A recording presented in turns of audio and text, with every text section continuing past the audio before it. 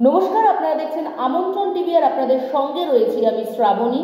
এই মুহূর্তের গুরুত্বপূর্ণ খবর নিয়ে। সাত সকালে কিন্তু ভূমিকম্পে কেঁপে উঠল তিব্বত। রিক্টার স্কেলে যার কম্পন মাত্রা ছিল 7.1।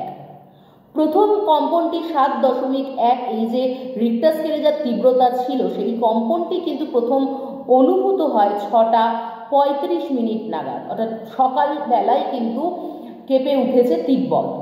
এর কিছুক্ষণ পরেই কিন্তু কেঁপে ওঠে সিজাং শহরটি।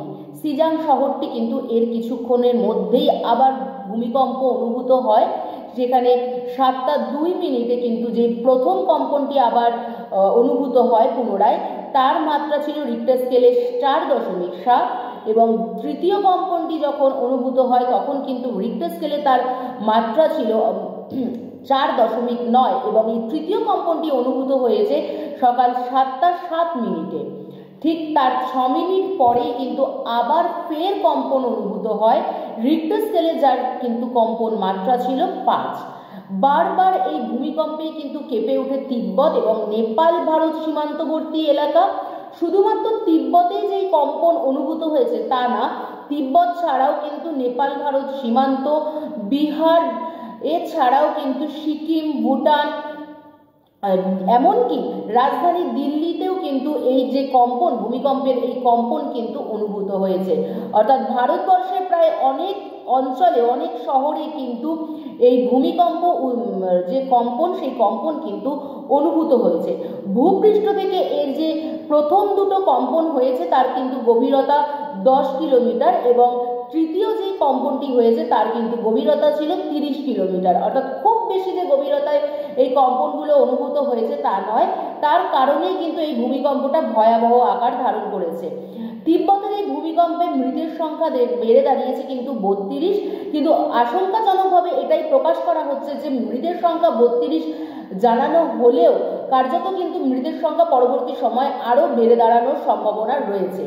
এছাড়াও কিন্তু এত কম্পন বা এত তীব্রতা ভূমিকম্পের ছিল যে এর ফলে কিন্তু প্রচুর ক্ষয়ক্ষতি হয়েছে। এবং এই যে আমরা জানি যে ভূমিকম্পের প্রথম কম্পনের পরে যে বারবার আফটার এফেক্টগুলো আসতে থাকে, অর্থাৎ যাকে আমরা আফটার শক বলি, যে পুনরায় ভূমিকম্প অনুভূত হতে থাকে পরপর লাগাতার একটা কম্পন অনুভূত হওয়ার পর, এই আফটার এফেক্ট বা আফটার শক কিন্তু সেই ক্ষেত্রেও কিন্তু সেখানেও দেখা যাচ্ছে যে সেই কম্পন মাত্রাটাও কিন্তু মানে তীব্র ছিল।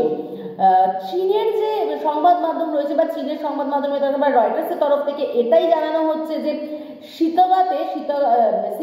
সিগাতাসে যেই শহরটি রয়েছে তিব্বতের, সেই সিতাগাসে কিন্তু তিব্বতের দ্বিতীয় বৃহত্তম শহর। এই শহরে কিন্তু 200 কিলোমিটারের মধ্যে 5 বছরের মধ্যে 3 বা তার বেশি মাত্রায়, অর্থাৎ ভূমিকম্পের যে তীব্রতা সেই কম্পন মাত্রা কিন্তু 3 বা তার বেশি মাত্রায় কম্পন অনুভূত হয়েছে মাত্র 5 বছরের মধ্যে 29 বার। অর্থাৎ 29 বার কিন্তু এই তিব্বত যে সীমান্তটি, এই তিব্বত নেপাল সীমান্ত বা ভারত নেপাল সীমান্তে কিন্তু এটি অনুভূত হয়েছে।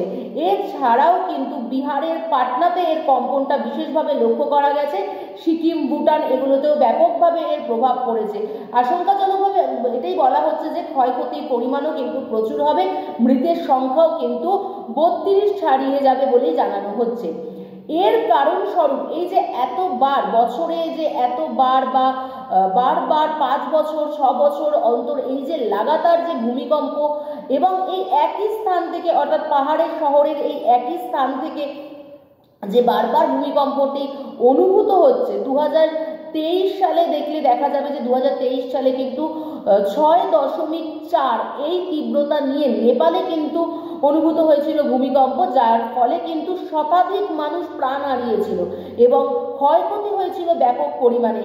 এই যে এত ভূমিকম্প পাহাড়ের শহর বা পাহাড়ের কোলে মানুষদের দেখতে হচ্ছে, তার কারণ কি? তার কারণস্বরূপ ভূবিদরা জানিয়েছেন বা যারা ভূমিকম্প বিশেষজ্ঞরা রয়েছেন তারা বলেছেন যে ভারতীয় পাত এবং ইউরোপীয় পাত দুটো সংঘর্ষের কারণেই কিন্তু এটি ভূমিকম্প প্রবণ একটি অঞ্চল হয়ে দাঁড়িয়েছে এবং এর ফলে কিন্তু বারবার বা প্রতিনিয়ত আমরা দেখতে পাচ্ছি যে এই শহরগুলোই কিন্তু ভূমিকম্পে কেঁপে উঠছে, যার ফলে কিন্তু এর যে কম্পন মাত্রা সেটা কিন্তু ভারতবর্ষের বিভিন্ন অঞ্চলে অনুভূত হচ্ছে।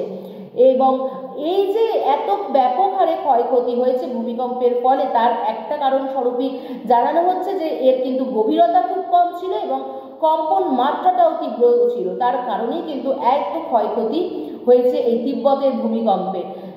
এখনকার মতন এই পর্যন্তই। আরও খবর দেখতে হলে, নিজেদেরকে আপডেট রাখতে হলে আমাদের সাথে থাকুন, আমাদের পাশে থাকুন। আমন্ত্রণ টিভির ইউটিউব চ্যানেলটি অবশ্যই লাইক, শেয়ার এবং সাবস্ক্রাইব করুন। আপনারা দেখছেন আমন্ত্রণ টিভি। দেখুন, জানুন, মেতে উঠুন।